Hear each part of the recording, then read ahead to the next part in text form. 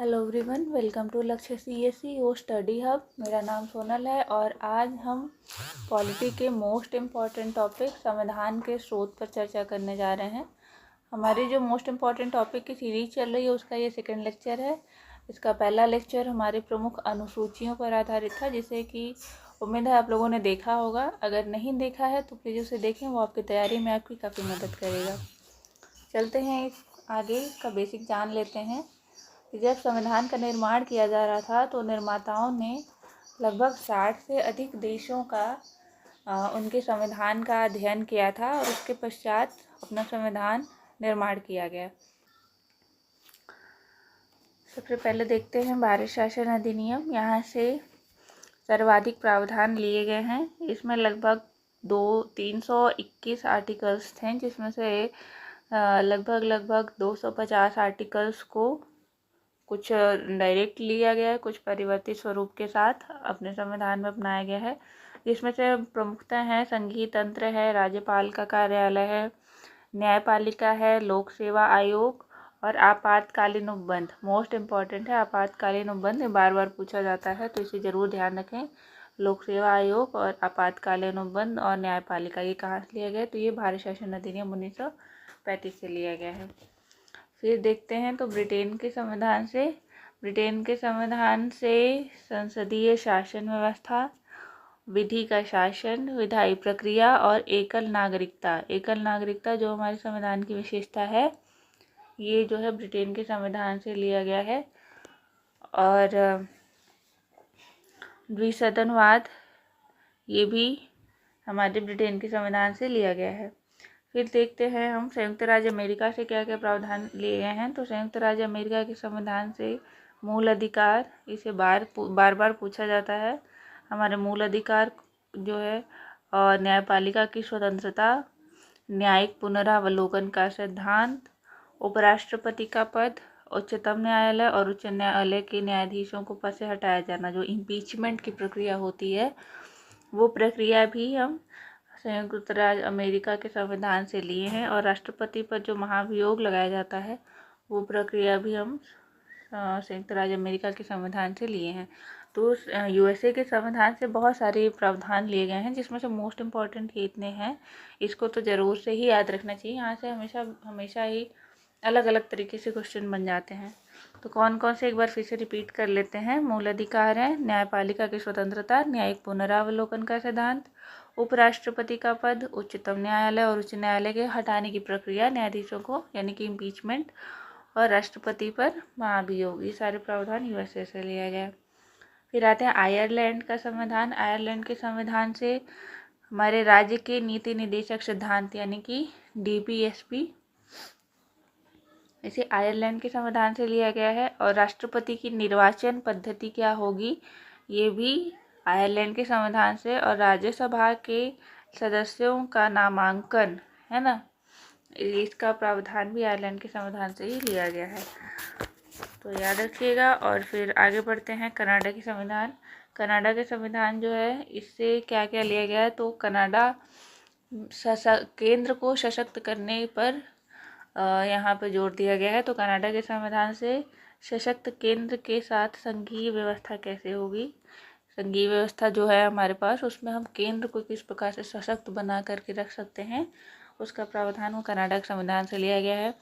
अवशिष्ट शक्तियाँ जो भी होंगी, मतलब कि जो भी संविधान में बांट दी गई हैं शक्तियाँ, पृथक्करण कर दिया गया है कि ये जो है राज्य के पास होगा, ये केंद्र के पास होगा इतने विषय, और ये न्यायपालिका कार्यपालिका, सबके पास अपना अपना सबका विषय का बंटवारा कर दिया गया है, सबके कार्य अलग अलग कर दिए गए हैं। इसके अलावा जो भी अगर कुछ नई परेशानी या नया विषय आता है, जैसे वर्तमान में AI का है, इंटरनेट का है, ये सारी चीज़ें जो उस वक्त नहीं थी, तो ये सारी चीज़ें जो चीज़ें उसमें नहीं वर्णित की गई हैं, वो अवशिष्ट शक्तियाँ हो गई। उनकी सारी शक्तियाँ, उस पर नियम कानून बनाने की, ये सारी चीज़ें वो केंद्र के पास होगा। तो अवशिष्ट शक्तियों का केंद्र में निहित हो जाना, ये भी कनाडा के संविधान से लिया गया है। केंद्र के द्वारा राज्यपाल की नियुक्ति किया जाना, इसमें भी फिर राज्य में भी केंद्र का एजेंट कौन होता है? वो राज्यपाल होता है ना। तो इसलिए यहाँ पर भी केंद्र को सशक्त बनाया जा रहा है।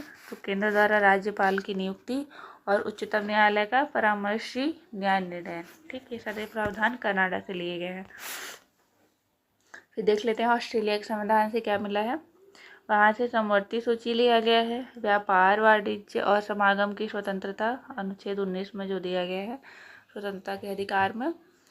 और फिर संसद के दोनों सदनों की संयुक्त बैठक का प्रावधान। तो संयुक्त बैठक का प्रावधान ये पूछ लिया जाता है कि कहाँ से लिया गया है, तो ये हमारे ऑस्ट्रेलिया के संविधान से लिया गया है। फिर आते हैं हम जर्मनी के वाइमर संविधान को देख लें। तो आपातकाल के समय मूल अधिकारों का स्थगन। ठीक है, अभी हमने देखा कि आपातकालीन प्रावधान भारत शासन अधिनियम 1935 से लिए गए हैं। मूल अधिकार का प्रावधान कहाँ से लिया गया है, तो यूएसए के संविधान से लिया गया है। अब आपात के समय में मूल अधिकार जो है उनका स्थगन किस प्रकार से किया जाएगा, इसका जो है प्रावधान जर्मनी के वाइमर संविधान से लिया गया है। तो ये एकदम क्रिस्टल क्लियर आप लोग याद कर लीजिएगा कि आपातकाल का 1935, मूल अधिकार यूएसए, और स्थगन, मूल अधिकारों का स्थगन आपात के समय में वो जर्मनी के वाइमर संविधान से। ठीक है, क्लियर हो गया होगा। आते हैं फिर आगे, यहाँ पे सोवियत संघ, इनके संविधान से क्या लिया गया, तो यहाँ से हमारे मूल कर्तव्य यानी कि फंडामेंटल ड्यूटीज और प्रस्तावना जो है हमारी, उसमें कुछ सिद्धांत जैसे कि न्याय का आदर्श जो है, न्याय कौन कौन से न्याय, सामाजिक न्याय, आर्थिक न्याय और राजनीतिक न्याय, इनका आदर्श और मूल कर्तव्य ये सोवियत संघ के संविधान से लिया गया है। फ्रांस के संविधान को देखें तो वहाँ से हमने गणतंत्रात्मक, स्वतंत्रता, समानता, बंधुता, ये सभी आदर्श जो हमारी प्रस्तावना में दिए गए हैं, इनको जो है फ्रांस के संविधान से लिया गया है या उनसे प्रेरित होकर के लिया गया है। दक्षिण अफ्रीका के संविधान को देखें तो वहाँ से हमने संविधान में संशोधन करने की प्रक्रिया लिया है। और राज्यसभा के सदस्यों का निर्वाचन किस प्रकार से होगा, राज्यसभा के सदस्यों का निर्वाचन। ठीक है, ये हमने कहाँ से लिया है, दक्षिण अफ्रीका के संविधान से। इसके पहले भी हमने कहीं राज्यसभा देखा था, तो वहाँ पे राज्यसभा के सदस्यों का वो था नामांकन, है ना, राज्यसभा के लिए सदस्यों का नामांकन किस प्रकार से होगा, ये आयरलैंड के संविधान में हमने देखा था। लेकिन यहाँ क्या है, यहाँ है राज्यसभा के सदस्यों का निर्वाचन। तो आप लोग प्लीज़ ये जो ओवरलैप करने वाले हैं प्रावधान कुछ कुछ, इनको जरूर से एकदम अच्छे से देख लें। जापान का संविधान आता है। जापान के संविधान से हमने विधि द्वारा स्थापित प्रक्रिया लिया है।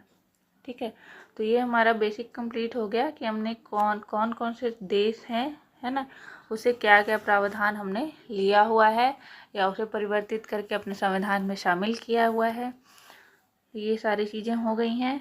अब उम्मीद है कि इस पर आधारित क्वेश्चन अगर कुछ बनते हैं तो आप ज़रूर से इसे सॉल्व कर लेंगे। कुछ प्रश्न मैं ले करके आई हूँ, जैसे कि पहला दिया हुआ है कि भारतीय संविधान के अनुच्छेद 14 में प्रयुक्त वाक्यांश कौन से हैं, कानून के समक्ष समानता, ये किस देश के संविधान से लिया गया है। ये बीपीएससी का प्रश्न है, यहाँ पे आपको दिख रहा होगा, बिहार पीसीएस का प्रश्न है कि कानून के समक्ष समानता का प्रावधान किस देश के संविधान से लिया गया है। तो आप जानते हैं कि ये ब्रिटेन के संविधान से लिया गया है ना। फिर देख लेते हैं दूसरा क्या है कि भारतीय संविधान ने मौलिक अधिकारों के विचार के लिए किस देश का संदर्भ लिया था। मौलिक अधिकार यानी कि फंडामेंटल राइट। फंडामेंटल राइट कहाँ से लिया गया है, तो वो किससे लिया गया, आयरलैंड से, बिल्कुल नहीं। कौन सा है, संयुक्त राज्य अमेरिका यानी कि यूएसए। फंडामेंटल राइट कहाँ से लिया गया है, तो यूएसए से लिया गया। हमारा सेकंड ऑप्शन सही हो जाएगा। ठीक है, तो इस प्रकार के ये देखिए, ये भी बीपीएससी का प्रश्न है, ये भी और भी बहुत सारे प्रश्न हैं, मैं कुछ कोई लेकर के आई। आप ज़रूर से वहाँ मतलब प्रश्न इस टॉपिक से बनते हैं और आपने अगर इसे अच्छे से पढ़ा है, समझा है, तो आपके एक्यूरेट क्वेश्चंस सही होने के चांसेस बहुत ज़्यादा हो जाते हैं।